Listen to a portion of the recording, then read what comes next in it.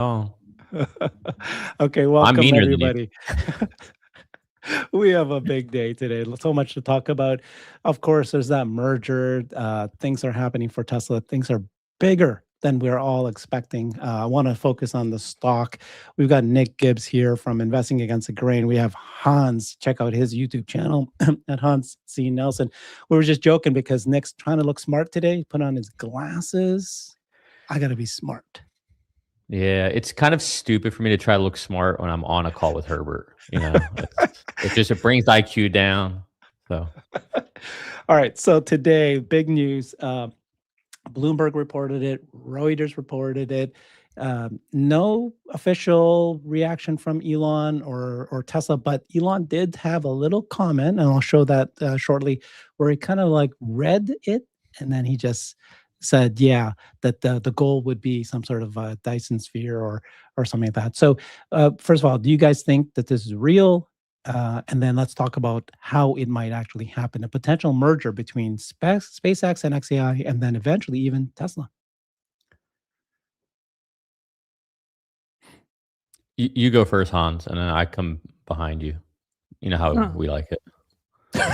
We'll bypass that one. I want to do a macro overview real quick on this, and then come back to a micro. There's an overarching theme that Elon has been pursuing basically with all of his different companies and efforts for a long time, and that is expanding the scope and scale of consciousness, preserving the light of consciousness, and then expanding its scope and scale in the universe. And Tesla up to this point has had its role in trying to preserve the light of consciousness here on Earth, that we want to be able to have the energy that we need. We want to be able to have the transportation that we need, sourced in a way that doesn't create risk that we're going to extinguish humanity. And that was the whole mission of Tesla that now has really started to evolve. And then SpaceX is about, having that backup, getting us to Mars eventually, potentially beyond. We'll probably start with the moon. And then all of this happening right at the same time that, oh man, AI, super intelligence is right around the corner. And so how do you preserve the light of human consciousness on Earth in the age of artificial intelligence, and at a time that we're also expanding off-world to the moon and Mars and then beyond? And so I think that is something that has been consuming Elon's time a lot more. We've seen a lot more commentary from him on a lot of different fronts. And each of, he made the comment on that podcast here recently about how there is this increasing convergence between Tesla, between SpaceX, between XAI, and really even Neuralink and the Boring Company over time. Those are a little bit further out from having the applications. Boring Company will be something that is needed on Mars, but we're not that close to being to Mars yet. But space data centers, that's something that will come sooner than settling Mars.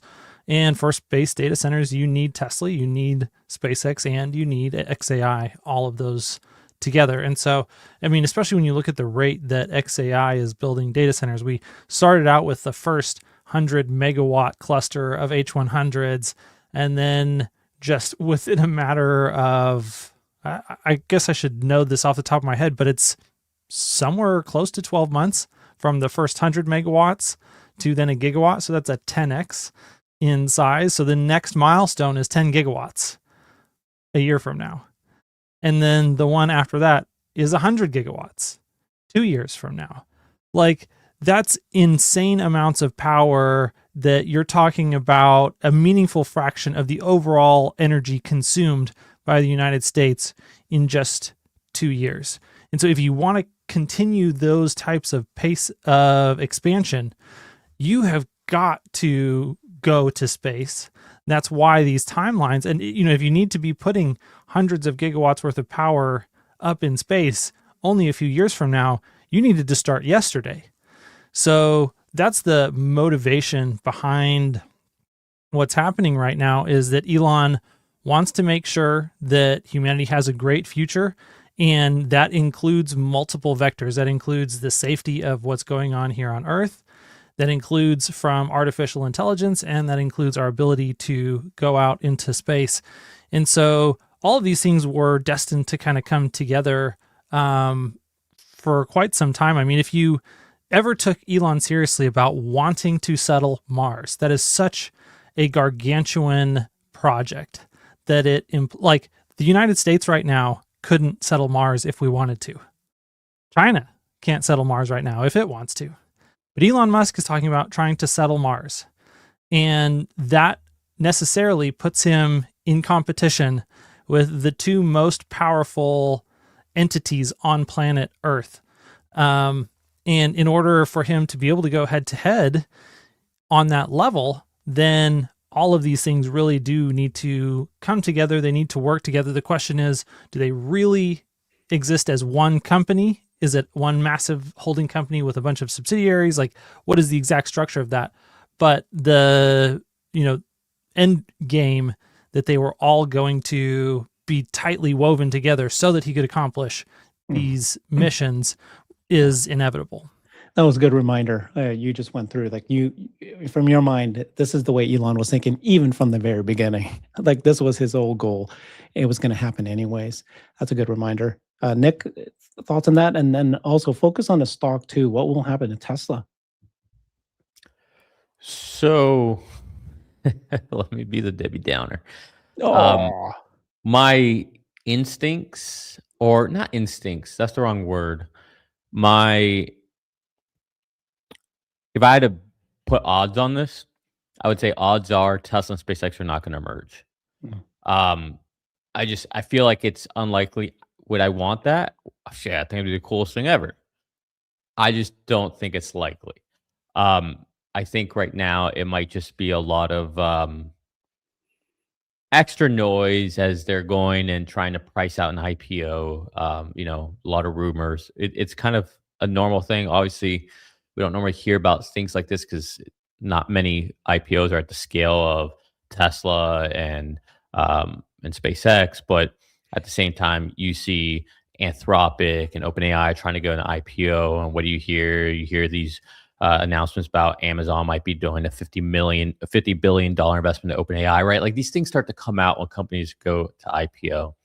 So, and there's also the other part of me that thinks, okay, there actually might be something to this, because Chamath talked about it last week on the All In podcast, and now here we are. There's these leaks, but we don't even know what the source is of this rumor. At least I haven't been able to figure out what the actual source is or where it first started. It just all of a sudden came out last night, and I couldn't backtrack where it came out from. So I don't know. I hope it happens. I just don't know how likely it really is. Yeah, but again, are they just saying this because they saw the All In podcast and they're saying this? Like, how do we know? We don't know. I mean, one of the questions I asked everybody, one of the questions I asked Jeff and Joe this morning was, could this have actually been a leak, a purposeful leak? So, well, if it's legit, it would be a leak, obviously. But we also don't know, again, with some of these legacy. Hold on, let me finish. With these legacy media outlets, if they're just listening to something and they're just regurgitating for headlines, that's sexy. The other thing that kind of throws a little wrinkle into it for me is, why would Tesla invest $2 billion into X if the whole idea is all just going to combine together? Like, that doesn't make any sense. Why even bother your time with the paperwork and the mental cycles? It's just, I don't think it's going to happen. Okay, can you explain that a little bit? What's not going to happen? So there's a couple rumors. The first rumor is that SpaceX and xAI will merge, and then SpaceX will IPO. And then the other rumor was that SpaceX and Tesla would merge. And then I guess the third rumor would be SpaceX and xAI merge, which makes sense because they're both private companies. And then once you do that, to go public, you don't go IPO, you actually just merge with Tesla, who's already public. So which one of those you don't agree? The Tesla part of it, or you all wouldn't of be able to do that. You'd have to create a whole new cap table. So it'd have to be its own unique company. Yeah. So okay, but anyways, which part of it you don't agree? you don't think is likely I to think happen? 2 legs All are of it? possible. I don't see 3 legs. So maybe xAI and SpaceX is okay, Yeah, sure, unlikely that that Tesla's happens, and involved. then, okay, Tesla is $2 billion, okay, that still makes sense. Or Mhm. maybe SpaceX and Tesla, there is something there, but again, if the idea is to merge with X as well, then why did they even do that 2 billion? Like, what makes no sense. So it just I don't know, like, I feel like I don't see how the 3 legs make sense Uh, whenever they I have the 2 can billion in I X. think the reason why one reason possibly I can come up with is that Yeah, convince me. if I'm happy to change my sure, mind. sure. Like, I don't wanna be Why right. did xAI invest 2 billion? Why did Tesla invest 2 billion? Why did SpaceX invest 2 billion to xAI? Why did Tesla invest 2 billion to xAI? Wait It's wait, to how do we know show. SpaceX did? Oh yeah, I mean it is that's been again. I don't know. I haven't checked it out, but I do have resource reports that occurred. Okay, but these reports, like, where are the sources? Like, sorry, I just all these Yeah. things that come out, if you can't tell me or I didn't hear it from the source, it's Yeah. bullshit to me. Sorry, True. it's Agreed. I mean, half of this we don't know how true this is, but yeah, and I can't do anything with that, or I can't. I mean, we can obviously talk it's here, Morgan Stanley but announced it, so I think this part is true. I mean, look, SpaceX hey, is it's report. true. Tesla invested 2 billion to xAI. That's fact. Okay, this And I this would part believe. here Okay, this I would that believe. Okay, SpaceX invested 2 billion to xAI. I think this is fact. You can see it right here. That okay. it's part of the fundraise. Yep, I, agree. I think the This reason is why what I'm they talking might about. have This done I that. believe now. Okay, the reason why they might have done that is to show that shareholders of SpaceX want to be part of xAI, and shareholders of Tesla, which we already voted on, want to be part of Tesla. That then allows this conversation to occur of Yeah, but merging. the $2 billion is not what shows the Enough. interest. It's the interest that shows the interest. The two Sure. billion is to answer the Yeah. interest. So Yeah, I Yeah. get you what you're saying. Yeah. I mean, I could definitely see the idea of merging all three of these companies. I mean, even the idea of just merging two of them, like that's a big thing. There's a lot of due diligence that has to go into that. So I'm not saying this is what happened, but I think it's reasonable or reasonably possible for them to say, hey, let's explore the idea of combining all three companies. And that's going to take some time. In the meantime, let's go ahead and we're already in this working relationship. We would like for resources and capital to flow between the companies a little bit more than they are today at a bare minimum. And so let's go ahead and make these investments as we continue to work through the due diligence. And I mean, like, I agree with Nick that this is an extremely complicated, complex even idea, and there's a lot of risks and there's a lot of factors to consider. This is going to take an army of lawyers and strategists to really think through the implications. I mean, just the centralization risk for Elon Musk to, that is a giant honeypot that you have created for everyone who hates you. And, there is some, for the same reason that if you have an insane amount of money, you don't keep it all in one bank. Well, if you are Elon Musk and you are creating a lot of organizational risk, maybe it is good to keep SpaceX officially separate from Tesla. And then there are other forms of the deal where, they only acquire partial ownership of one another. And it's not really, like a wholly owned subsidiary or a holding company where everything actually sits underneath one umbrella. So there are other forms of how this could work as well. But yeah, when you think about not only the lawsuit risk, but then the regulatory risk, the relationship, once again, between the United States government through changing administrations over decades and Elon Musk and his companies, Elon's evolving relationship with the CCP, one of the things that this, definitely you have to consider is that SpaceX is going to be one of the key and most powerful defense contractors for the United States for the foreseeable future. That there is no, more important high ground than space when it comes to military operations. And so just real quick, you bring up another good point too. So SpaceX right now can't hire foreign people because it's rules as a defense companies how they're listed. So if this new entity is a defense company. I don't know how is that another hurdle you have to go over. Like, can you be like, well, no, they're working over here, not over here. It's like, okay, well, how Yeah, lots to easy is work that? out. Yeah. Well, I mean, okay, so how likely is this? I think we're all saying we do not know. This is rumors. We don't know. Nobody said anything true. This was reported to over 24 hours ago. And Elon replied to this post here. This guy said, just in, right? Elon's SpaceX in talks to merge with xAI before IPO, Reuters reports. And then this person said, SpaceX will be the Dyson Swarm company. We're locked in for Kardashev 2. Here, Elon replied to that and saying, yeah. So that is a thread. Yeah, let's double click on this for a second. Because what is a Dyson Swarm? Well, that is the idea that you have these satellites that orbit the sun, not necessarily the Earth, and they receive solar energy from the sun and they turn it into compute power. So you are basically trying to build a computer that can leverage the entire power of a star. And this is, super nerdy sci-fi type concepts that have inspired Elon for a long time.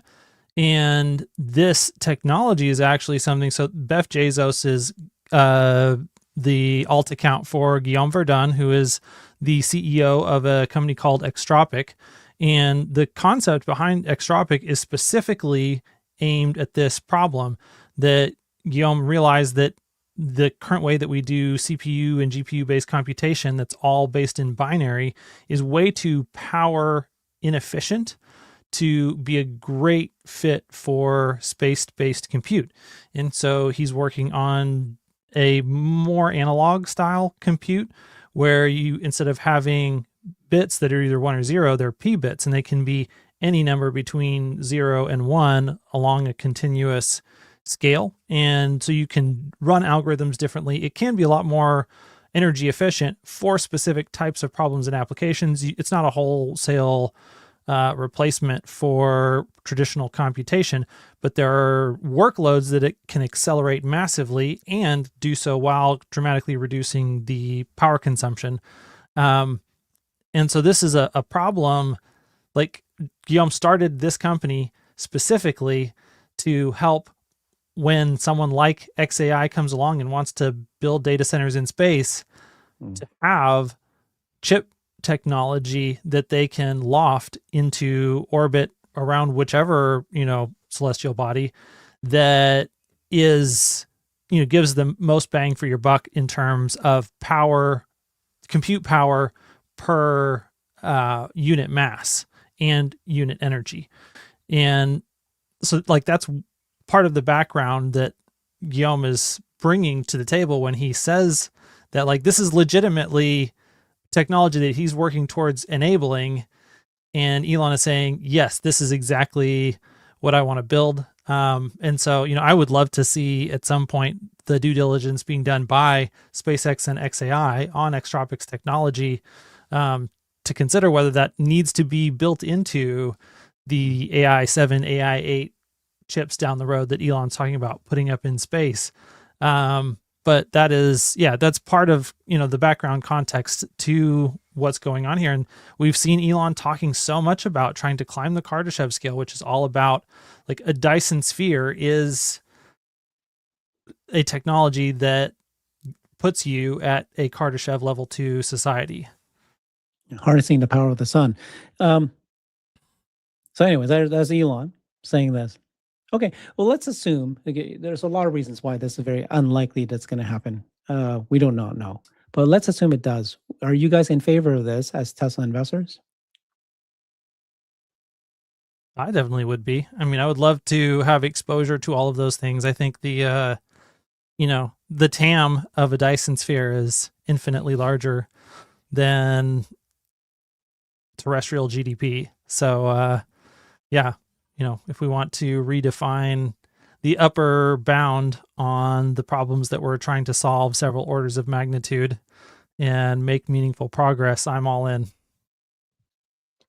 Yeah, I'm fine with it too. I think it'd be great. I did, Herbert, during the earnings call, I don't know if I was distracted or what, because I was just excited that everything was going up. Did they skip the first question? No, not the first question. They skipped one of the The questions SpaceX question. the sixth question. Oh, yes, they did skip that. That question was not the first question anymore. It fell, Oh, it fell? and then they skipped that question when it was asked. Okay. Yes, exactly. You So did it. so it's yeah, so that's curious, right? That they skipped that. I can steel man why it could work or like why the 2 billion too. Like I've thought about this. Mhm. But to answer your question, yes, I would be for this. Like I do think this would be great. And what do you think? Do you think the stock would rise? So I think the calculation some people have said, right? If SpaceX is worth 800 billion, let's call that a trillion, because by the time it goes, if it goes IPO on its own, it's a $1 trillion company. You got XAI 250 billion, then you have Tesla at 1.5 trillion. The idea would be that if SpaceX and XAI merge, then they would be a $1.25 trillion company. If they then merge with $1.5 trillion Tesla, Tesla would have 55% of the company. So you as a Tesla share owner now owns this massive company, own a person of it. Would that make Tesla stock go up or down? And most I think I've read is that if it's done this way, Tesla stock's going to go up because it's not going to be a $3 trillion entity at that point. People are going to bid this thing up, maybe even to 5 trillion, whatever. It's like, Well, the answer is it depends. It depends on what the merger would look like, right? And what they would value Tesla at for that, because at some point they have to kind of have a static decision on what it's going to be, so we can create the proper cap table and we can actually do the transaction itself and figure out how what the proportions are for the shareholders as well. What part do we get? So at some point, there's like, hey, this is how much it's going to be, and then it won't keep going up because no one's going to pay more for it than what it's worth, what it's this new entity is going to be, right? So, but I don't know. It's the thing. It just depends how they do it. And I don't exactly know how they would do it and how, if they would weight it all the same or if they're going to try to juice it up for the SpaceX holders or for the XAI holders for more so than for us and the public. So it's like, I don't know, like they could skew this in any way. There's too many. Anyone who says they know, they don't know. yeah, Unless yeah. you hear someone like Chamath saying how he thinks it would work. Like He did say something about it. Not And he about said, this. no, Not- exactly about this. He did. no, if you let me finish a sentence, you'll hear Okay. what I'm trying to say. He did Right. not sit here and tell you what it would look like from a stock perspective. He used general numbers, rough math for evaluation, but you don't know what it would look like and what the weighting would be and what it would affect the stock. So we have no idea. So unless someone like that comes out and says like, well, this is what would happen, this is how it execute, like I wouldn't listen to anyone who's trying to armchair this because this is very complicated. There's not going to be one company that does this. Like obviously PwC is going to be part of it.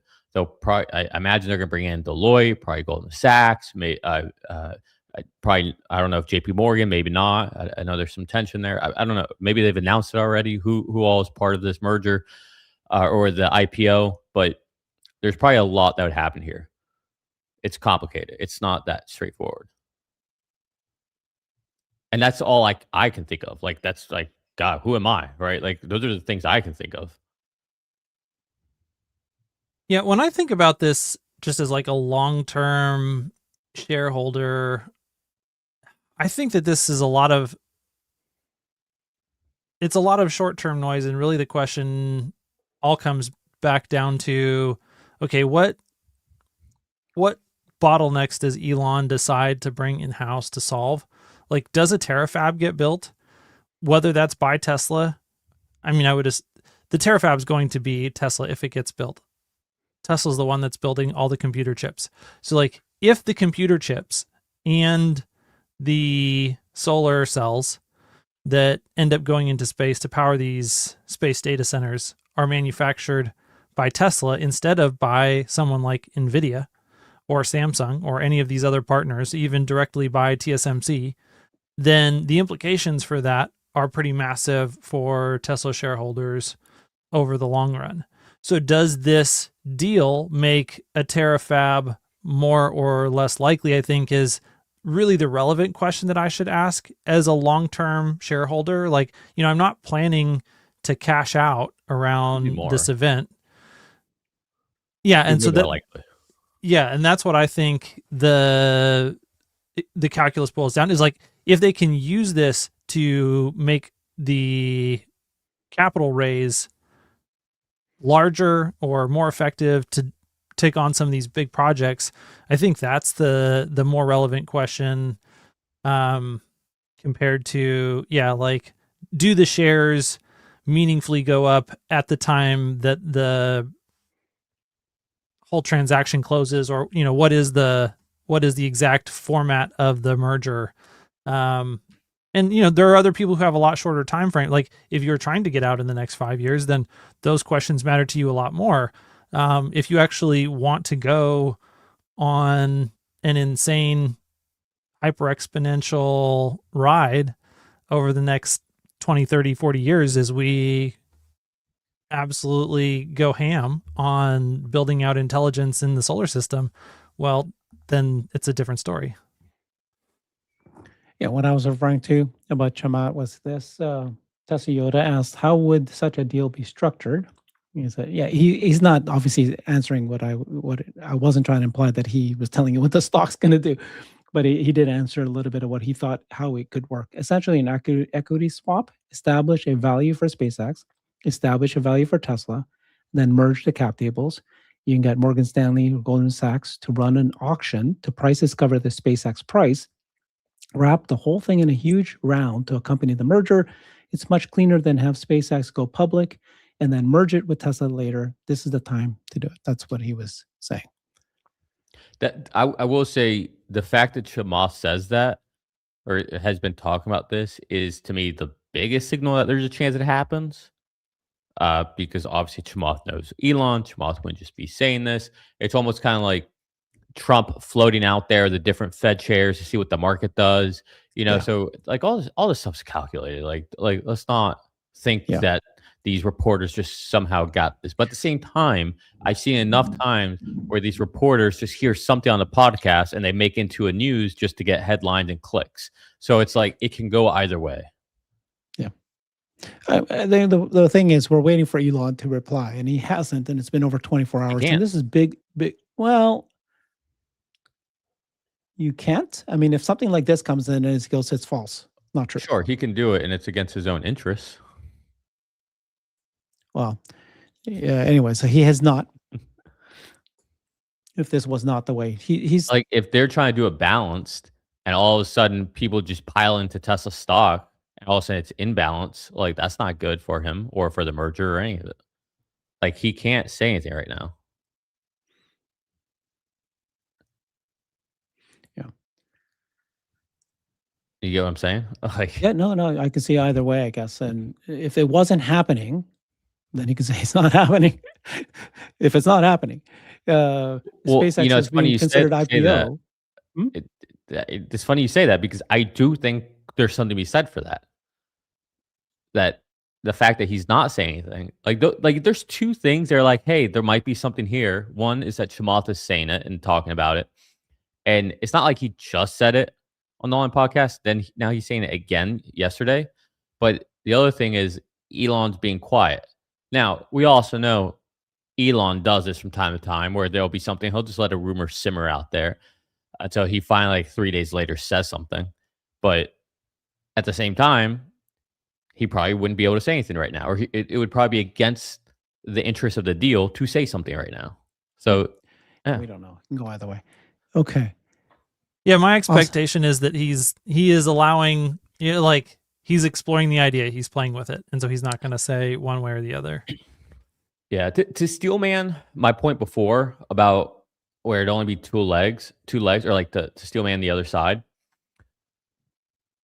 As far as why Tesla did the $2 billion into X AI, right? It's like, well, if they're all three going to merge, like, why would they even waste time doing that? Well, they might have wasted time doing that because it was already done by the time they decided, hey, we think it's time for SpaceX to go public. And that might have already been in the works. And it's like, all right, well, it's already done. We've got the paperwork. It's just like it's in motion. We're not going to go and try to stop that at this point. It's irrelevant. It'd be more work to do that than now we're trying to explore the combination of all three. You know what I mean? Like, have you ever like started like sitting there doing a project on the house? I don't know. Maybe you're like, we'll just change out the curtains on this wall, whatever, this window. And next thing you know, you're like, you know what? Screw it. Let's just paint the whole wall, rip out the carpet, put in new flooring, like let's just be done with it. Let's do it right. It might have been something like that too. Like, oh, we'll get a little piece. Like, screw this. Let's just do it. We've been wanting to do this, been talking about it. Maybe Chamal's like, why don't you just do this? Like, it makes sense. It's the right time. Like, I'm just saying, like, all that could be the case as well. But now we're just playing hot and loose with degrees of freedom, and like this ripple is getting really big, and we're really out there now on speculation. But it's fun. That's fun. Okay, well, we can move on. I mean, this is until we find more information. This is but it's a big thing. This is the whole point. Like, if it happens, this is probably the biggest thing in Tesla's history to merge. For me, it was like Tesla. I can see XAI and SpaceX doing it because they're private companies, but Tesla is a public company. Lots of other things. That one is a little bit harder for me to believe that isn't going to happen. And like you said, Hans, would Elon actually want to put all their eggs in one basket? I asked Chamath, do you only see positives? And people hit me hard. Oh, of course, it's all positive. I'm like, no, there's a lot of negatives for this to happen. I'm for it. I think there's more positives than negatives, but there are negatives, huge negatives for this to happen. But we'll see where he goes. Yeah, and I just don't feel equipped to really properly do the diligence on what the downside risks are. And I'm just, like, Elon is extremely sophisticated. He's got a team of extremely sophisticated people. And so whatever they decide, the right risk reward trade-off is there, I trust them to make the right judgment on that. And until they've done that, yeah, I don't feel like I'm strongly in favor or strongly against. All right, let's move on. I mean, so on the earnings call, we haven't heard from you, Hans, and an update from you as you've thought about it, Nick. Earnings call. Did they successfully transition to a transportation as a service company, physical AI company? Do you think investors now understand that this is what the company's doing? Did they do a good job of that, or what was just your general opinion about what happened after the earnings call? Well, I love that we have a couple days worth of stock movement to decide that, the market still feels like it is about the same as it was before. So there's no meaningful re-rating or change in, market sentiment around the company so far. But that said, I really enjoyed listening through the call. A lot of things that, I listened to you guys in your conversation about it. I think Jeff has some good points about, like, if you're telling me you're going to spend aggressively, $20 billion, and you're not even doing your homework and sharing it with the rest of the class on what you expect to get for that $20 billion of ROI, like, you're basically just saying, hey, we were really good with ROIC. Trust us, bro. Here we go. That's not the most professional thing that a team could do. That said, these technologies and the timelines around them, I think, are really, really hard to predict. And so from Elon's mind, this is the right time. Elon is very conservative on timing for CapEx investments. And I think the fact that he's willing to commit that right now does go a long way to say, hey, I think, the timing is right. We are going to see that return on investment quickly.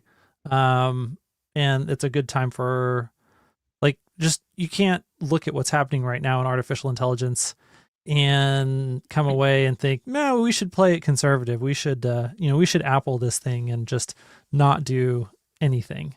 So he even said that we are hiring more people. Yep. So I think all of that was extremely significant. And the other big thing is, and then this ties back into the theme that I've already been talking about today, is Elon's concern about geopolitical risk as it relates to the United States and China. He sees the temperature on that relationship escalating over time, not decreasing.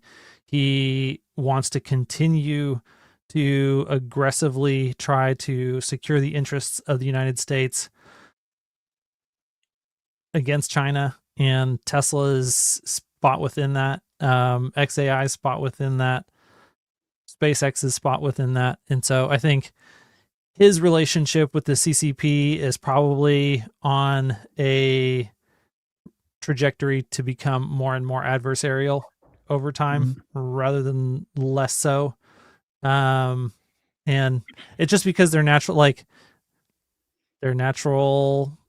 competitors, that Elon sees what the CCP is doing in terms, on a whole number of fronts, not only how they're philosophically aligned, their opinion of their position in the world, their opinion of Taiwan and their ownership of Taiwan, but then also just the speed with which China moves, the industrial might that China has, all of these things. He's views them as the only real true competitor to Musk Industries. And so he wants to, kickstart a revolution here in the United States to be able to stand toe to toe with them and with that. And that's going to be a huge narrative line that shapes human history for the next at least decade. And, unless something catastrophic happens, far longer than that. Yeah. Elon did say, right? He said that China is the number one competitor for EVs, the number one competitor for robotics. He said that. And then he said the number one competitor for AI and manufacturing. So, and then he's very concerned about geopolitical risk in 3 years from now. Yeah. My turn? Yes. Go for it. So I think the geopolitical risk part, I just want to start there since we were just talking about it. I see it a little differently. One, if there's a real current political risk, I don't see it as China or anything Elon related. It's Europe. You see Europe making all these restrictions, making it really hard for FSD to go out there. You see them trying to not only find X, but find Elon directly. You just see a lot happening there, all the censorship and all that. So I think in the short term, that's the bigger risk. I think the other risk geopolitically still is in China, but China's the good boogeyman to use. China's the Sputnik that the United States needs to have massive GDP growth and to reinvest in ourselves, right? And so I almost see the geopolitical risk is not China. Our geopolitical risk is Congress and our debt spending that's out of hand as it's proportionate to GDP. So to me, the geopolitical risk is that if we do not start building and creating substantial GDP here, we have a big problem as a nation. So that's kind of how I see it. Now, maybe I'm trying to 3D game this a little bit rather than just the, military invasion of Taiwan, taking over for chips and all that. I think there's more that's going on here with the way he's thinking. And when I think about it from that lens, it makes a lot more sense to me, especially with all the things he's constantly talking about needing massive GDP growth. As far as the earnings goes, going back to that, I stand by what I was saying. I think it was a very disappointing call. The slide deck, best slide deck we've ever had. Fantastic. It's literally what we've been asking for a long time. Brilliantly done. And if they would have just read what was on there, it would have been a fantastic earnings call. To me, what was disappointing was they did not take the chance to at all really address FSD, the expansion. What are they going to do to have that 30-70 split for FSD subscribers flip over? Because it's concerning. I know everyone's excited to see the numbers. I'm here to say those numbers suck. You don't want 30% of the people who are buying it to be the ones who are on the lower end of the income ladder. The people buying it outright, 70%, they're on the higher end. We have that equation mixed up. FSD only scales at the lower consumer, not at the higher end consumer. And that's a problem That's a whole narrative issue. And their poor communication, I know everyone talks about it's just an earnings call, they're tired, they're working hard and all that. But their issue at the earnings call is the same issue they have with getting the message out there about FSD and informing the general public. Not everyone's on X. People know about this through other mediums, and their poor performance on the earnings call is a parallel, and it's the same problem they have with getting the message out there. I'm sorry, it's almost hypocritical, and like, look, I'm not saying I'm smarter than Elon by any means, but you can see hypocrisy in a thought process in a person, and you can call that out. All right. If not, you're just literally a shill for anything the man says. But to sit there and talk about humanity first constantly and not do everything you can to have the best vehicle, safest technology out there to save the lives of when we look at toddlers in general, every year, number one or number two top reasons why toddlers die in this country is car accidents. So you don't sit there and talk about population decline. Don't sit there talking about being humanity first and all this when you have the technology to save as many lives as possible, and you're not doing everything you can to get that message out there. And this whole narrative, they're just waiting for the maximum safety and all that. Guys, we use it. We know it's good. We know it's safe. Like, it is better than what's out there right now, which is just human meat puppets driving around. And so to me, it starts to get even more and more, aggravating. And I see Bradford starting to feel the same way. I see him posting out there. And so to me, look, I love the guy. I love the company. I'm not going to not invest in them, but there are areas they can improve. And if they would just improve this one freaking area, they would be almost a perfect company. And I say almost because nothing's perfect, but like, damn, they would be it. So I don't know. That's it. That's my only beef with them. That's it. And I don't know how anyone can not agree with me on that. I'll stop. Yeah, better communication has been the number one issue that I think everybody wishes they would do better. I think Tesla and Elon, they focus on the tech and solve the problem, and then that will speak volumes. And it does, but it doesn't hurt as well to figure out how to spread this out faster. Focusing on the communication is the fact that good communication could equal saved lives. That's it. Like, that's the linchpin. If it was good communication equals more stock price, like that'd be like, all right, Nick, shut the hell up. Like, stop being greedy. But it's the fact that good communication would equal saved lives. And it's hard for me to just ignore that. It's really hard for me to contextualize not being up at arms and telling the company, hey, you guys need to wake up. You're missing this.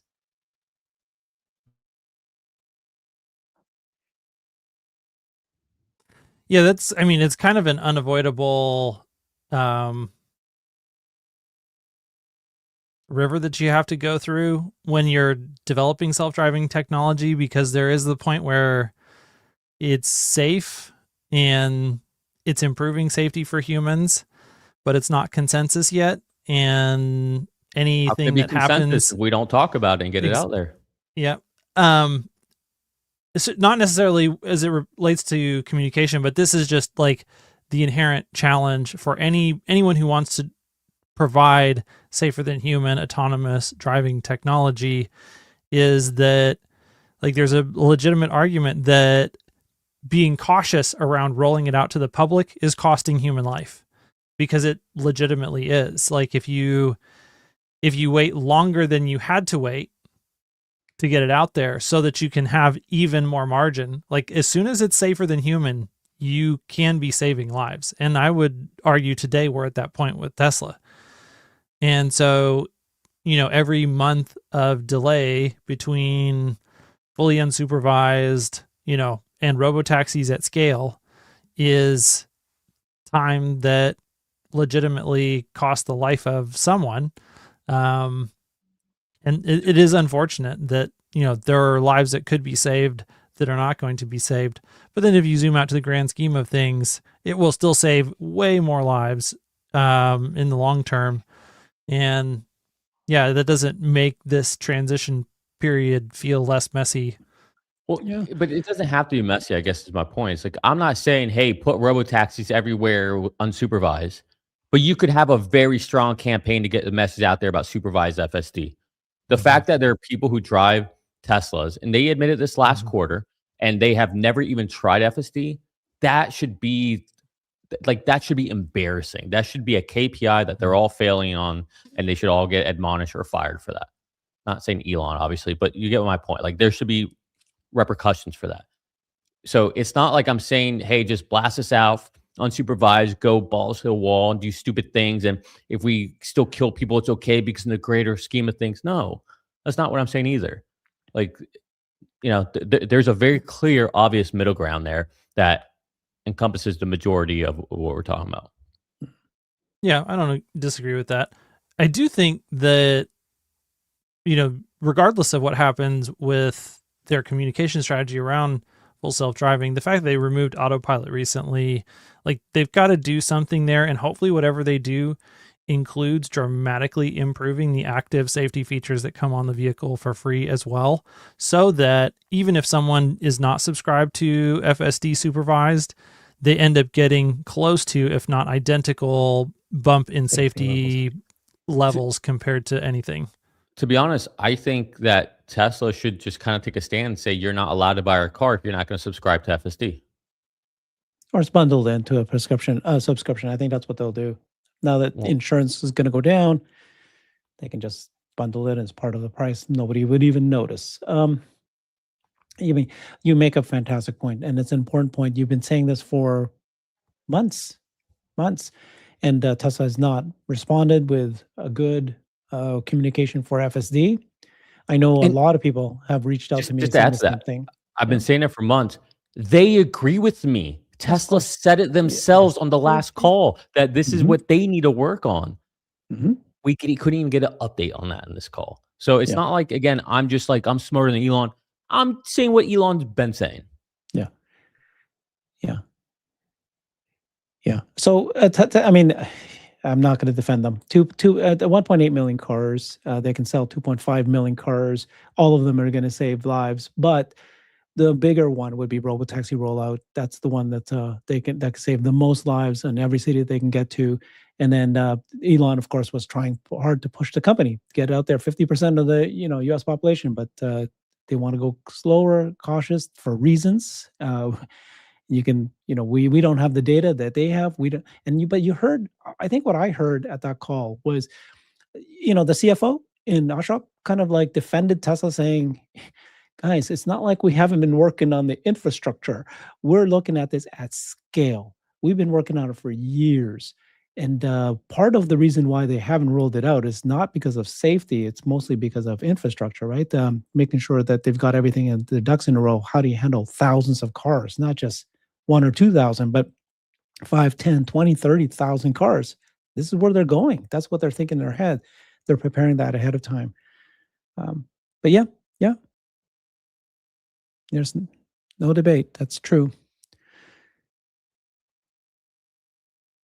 Anything that happened in the earnings call, guys, that was shocking to you, or that was a very interesting nugget that you thought was very important? I don't think there's anything, that comes to mind that we haven't already touched on that rises to that level.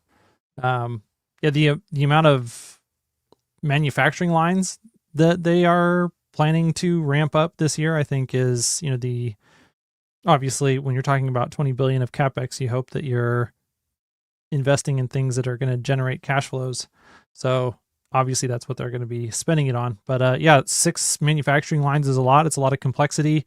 I do feel better about that now. Like just going through this exercise with updating the Model Y across all factories simultaneously, that's a big execution exercise, and they passed. And so I think that gives me a little bit of increased confidence in how this rollout of that many different manufacturing lines in that many different places across that many different products is going to go. And I'm not saying that it's going to go flawlessly. It's going to be a giant pita, and it's going to be a kick in the teeth for everyone. But I think the level of execution that we see with Tesla in other areas can give us confidence that when we run into those bottlenecks, that they're working through it as fast as humanly possible, considerably faster than anyone else could or would in that same situation. Yeah. I want to point out that Jeff Lutz pointed out that there's 2 times that Elon said the word underestimated. He thinks that people are underestimating. The first one was solar. The second one was, he said, is people are underestimating the value of putting your cars into the robo-taxi network. So there are some people who are saying now, well, that's never going to happen anymore. Sounds like that they're still repeating that is something Hey. that they plan to do. If I'm Elon Musk and my compensation package is tied to 10 million robo taxi subscriptions and EBITDA milestones at the same time, people keep arguing with me on X that they're going to be able to have basically free unsupervised FSD on their cars. And I'm like, you guys are smoking crack. It's not going to happen without Tesla being compensated in some way, shape, or form. And a great way to do that is, hey, you give me your car for X many hours a month, and for that you will get a subscription to FSD that we earn some revenue off of, that pays for your subscription, that then allows you to have the service of unsupervised FSD when you have the car yourself. That kind of ticks the boxes of everyone being equitably treated in that scenario. Are you including people who already bought it outright? No, I'm talking about people who are like, there's a lot of subscribers who say, I'm paying $100 a month and I expect to get unsupervised level functionality for $100 a month or less in perpetuity. I'm like, no, that's not how that's going to work. I kind of agree with you. I could see it where they say, like, there's all kinds of ways you can structure this, but where you say, hey, okay, you keep it $100, but here's what you do for us then. Or $200 a month and you don't have to put your car out there, right? Like, or 200, fine, you can have $100 a month and you get 100 miles or 150 miles or whatever, and like you can use it whenever. Well, but I can see people not wanting to give their car up, right? Like if I have some car seats and a stroller, and every time I go, like, I don't want to give my car out into a network, but I also want to be able to drive safe with my family. But Tesla will definitely have incentives. Like, you're going to really have a good reason personally why you don't want to do that in order to not do that. And Tesla will set up the incentives because you just have this massive, like, the asset base that Elon Musk has talked about so long, that's going to have this huge value increase overnight. Like, you can't have cars that could be generating cash flow for Tesla as a robotaxi sitting around doing nothing and, not have some market incentive to pull it into the network at key times and key places that a lot of people will actually take advantage of. And that's the thing that, these people who are making this argument that, hey, I expect that I'm going to get this functionality of 24/7 access to unsupervised FSD, which is like 24/7 personal chauffeur, and that car never goes out onto the robotaxi network. Like, it's ludicrous to think that level of service is something that you will only pay $100 a month for. That's what Elon meant when he said that we're going to raise the prices for unsupervised. Yeah. Yes, exactly. Makes sense. Okay. That part actually was confusing, because if he was going to raise the price of FSD, not just $100, how is he going to get his 10 million subscriptions, right? But then you've explained it really well. You can keep it low if you put it into the network a few times. You'll get a revenue share, so you can reduce how much. It's $200 a month, but you can reduce it to 100 easily just by putting into the network once a week or whatever the calculation comes up. I basically expect for them to get very creative with different pricing mechanisms for how, like, whether it's per mile pricing or like hourly contributions to the robotaxi network. Like, they've got a lot of different levers to pull around pricing to move those vehicles around and utilize them in the best way that they can, regardless of who owns them today. Yeah, man, I'm glad I got money, because I don't want to give my car away. Well, yeah, and that's why it's nice to have purchased FSD, because now we get to keep the car and have unsupervised I mean, functionality.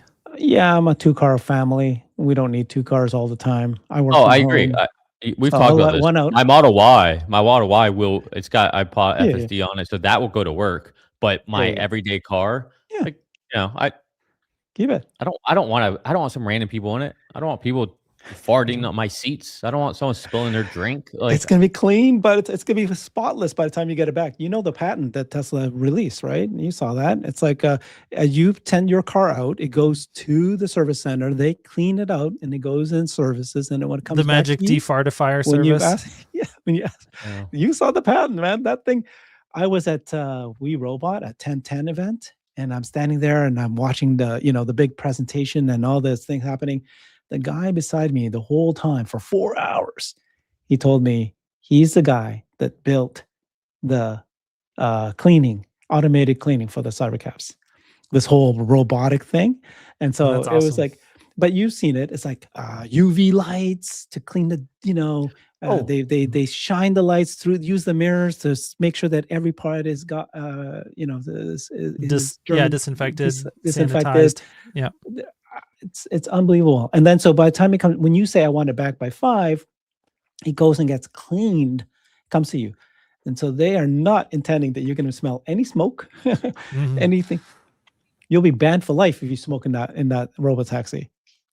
Have you guys test driven the new Model Y at all?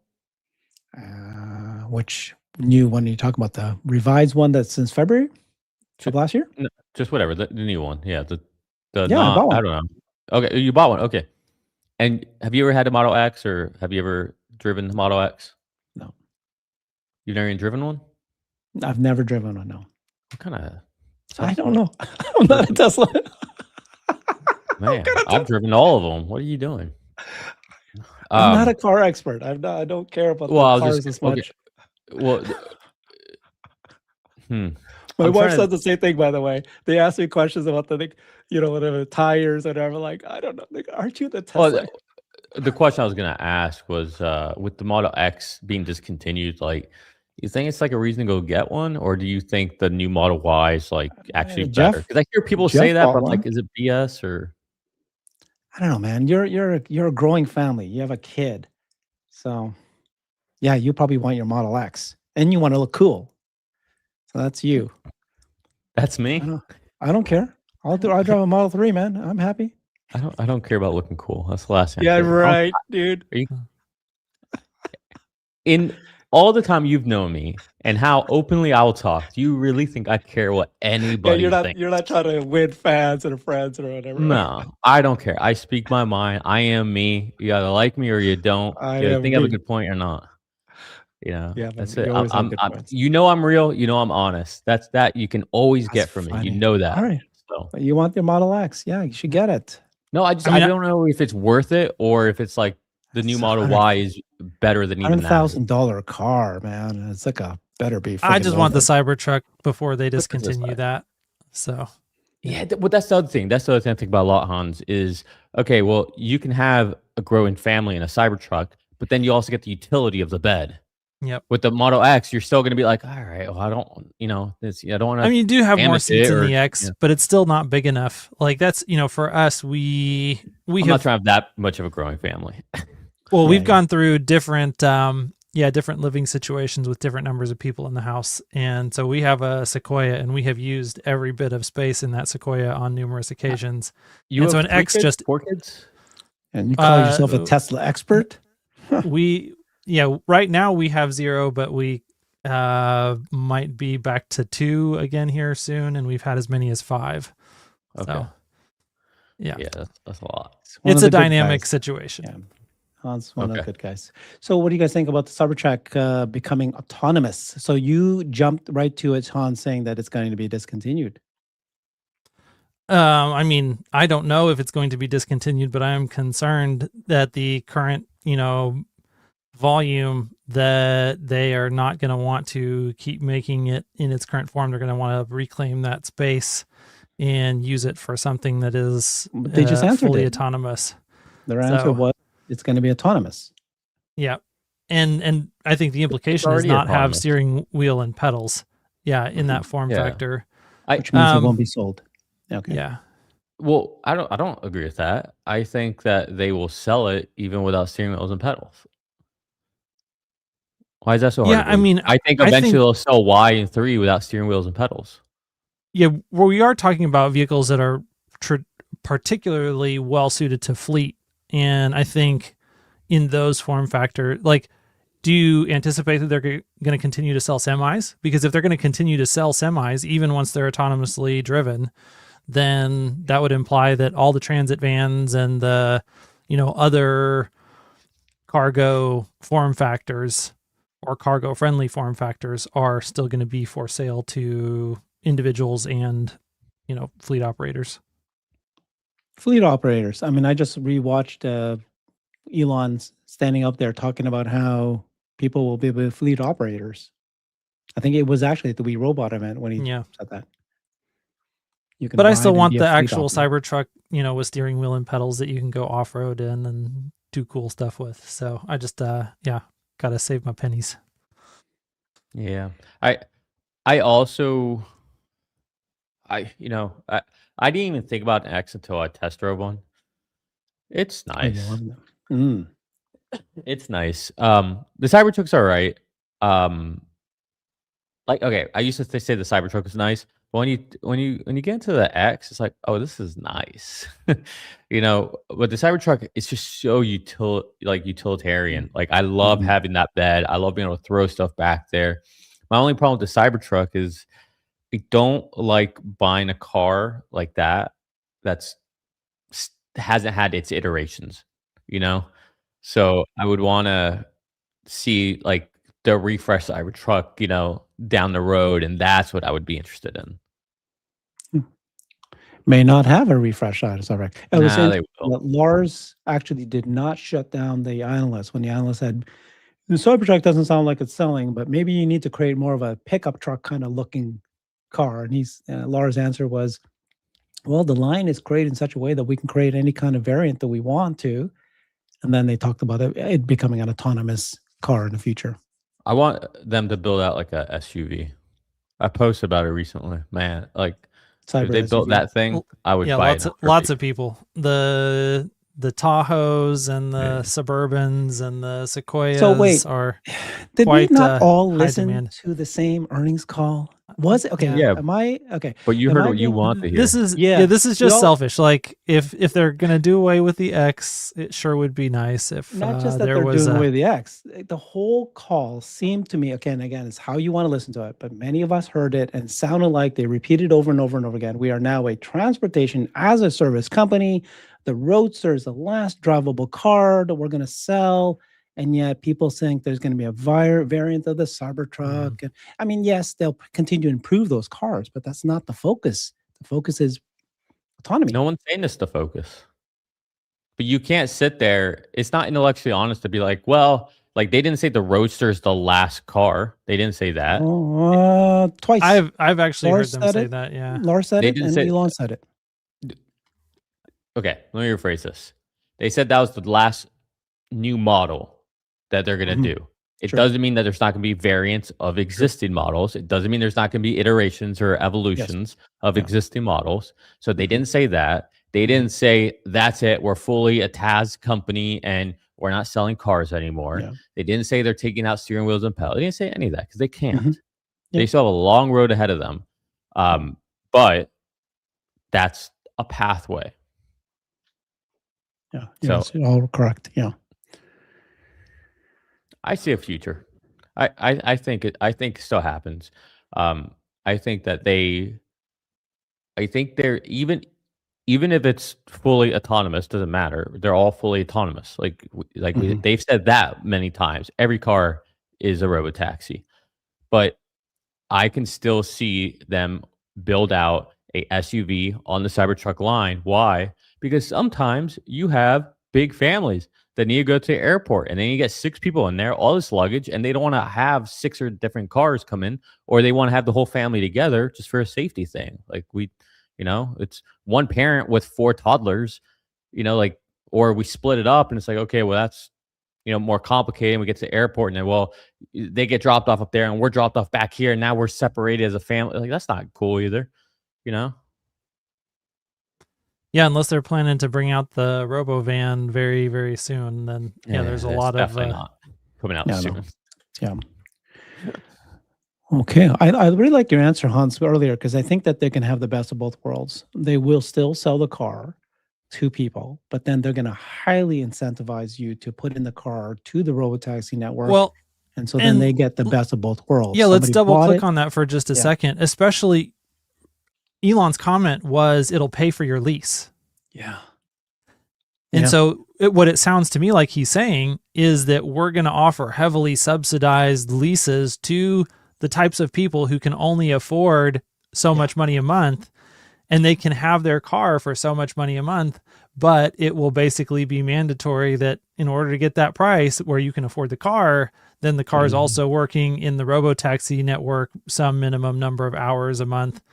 And so it's, these aren't even people who own the car. These are people who are leasing the car. And so they're using this as basically a funding mechanism to build up this robotaxi fleet. I think that's what do you guys think about this? That the idea is that they're going to move everything to a lease model or a very low monthly subscription rental model. It's not really rental, but it's like a subscription model to the cars. And then, instead of financing, instead of buying it outright, this is it. They're all moving to a monthly subscription model. No, I think they'll still sell. And I do think there will be a subscription model as well, but I think they'll still sell. Okay. Yeah, I agree. I think they'll have low cost leases that do make up a lot of volume, but it won't be that that's the only thing that they do, and you won't be able to buy the car.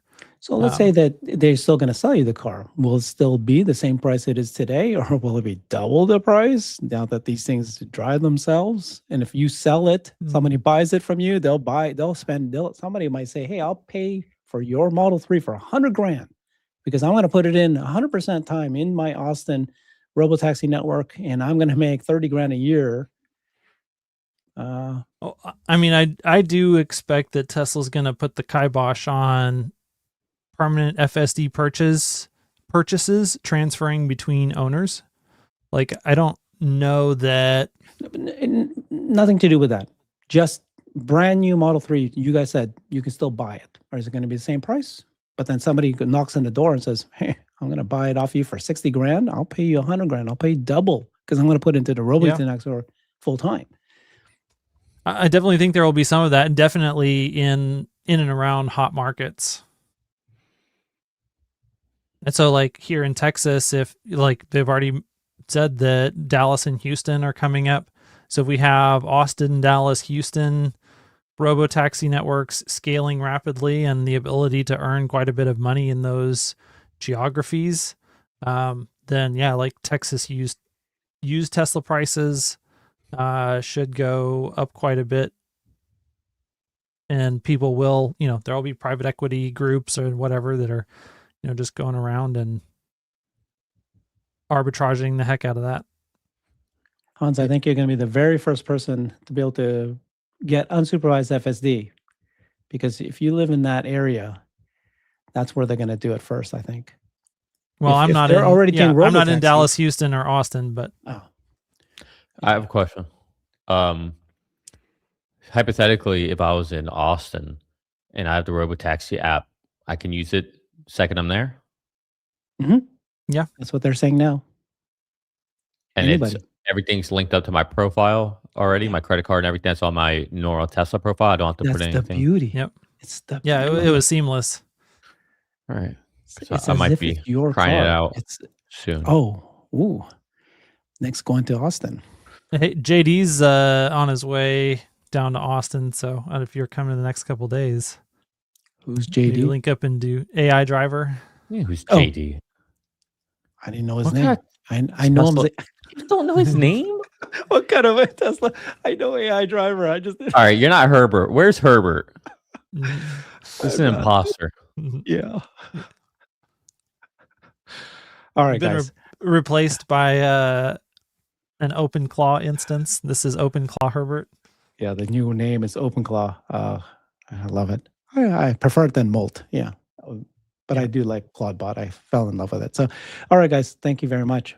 See you guys next week. Whoa. Appreciate you. Let's go. What happened? Stop.